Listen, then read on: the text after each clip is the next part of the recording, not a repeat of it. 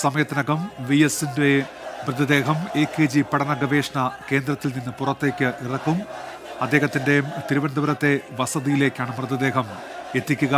നാളെ രാവിലെ 9 മണിക്ക് തിരുവനന്തപുരത്ത് ദർബാർ ഹാളിൽ പൊതുദർശനം ആരംഭിക്കും. അതുവരെ അദ്ദേഹത്തിന്റെ വസതിയിലായിരിക്കും മൃതദേഹം ഉണ്ടായിരിക്കുക. ഉച്ചയ്ക്ക് ശേഷമായിരിക്കും ആലപ്പുഴയിലേക്ക് വിലാപയാത്രയായി മൃതദേഹം എത്തിക്കുക. അതുമായി ബന്ധപ്പെട്ട സമയക്രമങ്ങളൊക്കെ ഇപ്പോൾ CPIM അറിയിക്കുന്നുണ്ട്.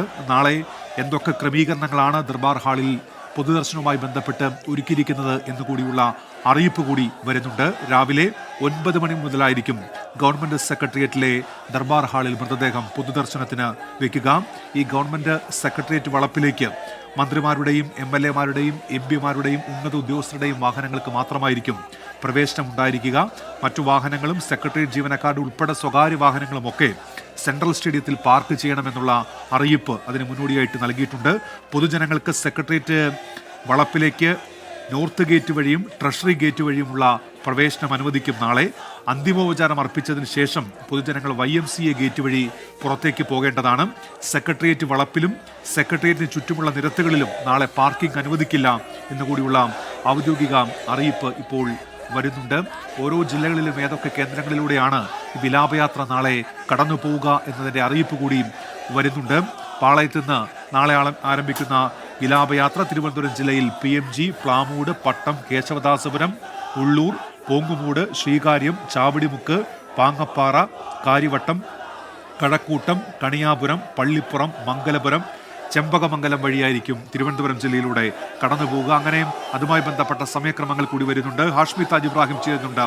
ഹാഷ്മി, VSന്റെ മൃതദേഹം അവിടെ നിന്ന് ഇറക്കാൻ പോകുന്നു. അദ്ദേഹത്തിന്റെ മൃതദേഹം അവിടെ എത്തിച്ചപ്പോൾ ആരംഭിച്ച മുദ്രാവാക്യം വിളിയാണ്, കണ്ഠമിടറിക്കൊണ്ടുള്ള മുദ്രാവാക്യം വിളിയാണ്. അതിപ്പോഴും ആവേശത്തോടെ പോരാട്ട വീര്യത്തോടെ അതേപടി തുടരുകയാണല്ലോ ഹാഷ്മി.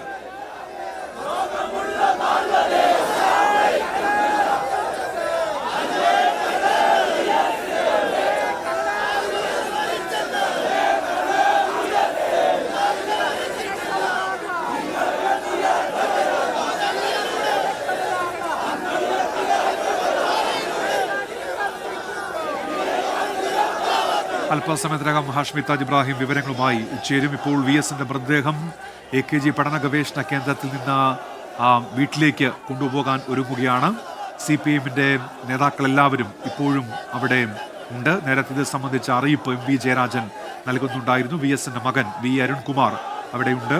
CPIMന്റെ നേതാക്കൾ, മുതിർന്ന നേതാക്കളെല്ലാം അവിടെയുണ്ട്. ജില്ലാ സെക്രട്ടറിയും MLA-യുമായ V ജോയി, M വിജയകുമാർ, അദ്ദേഹത്തെ ദൃശ്യങ്ങളിൽ കാണാം. MV ജയരാജൻ അദ്ദേഹം നിർദ്ദേശങ്ങൾ നൽകുന്നുണ്ട്. PK ശ്രീമതി അവിടെ ഉണ്ട്. മന്ത്രി P രാജീവ്, അങ്ങനെ CPIMന്റെ നേതാക്കളെല്ലാം അവിടെ തുടരുന്നുണ്ട്.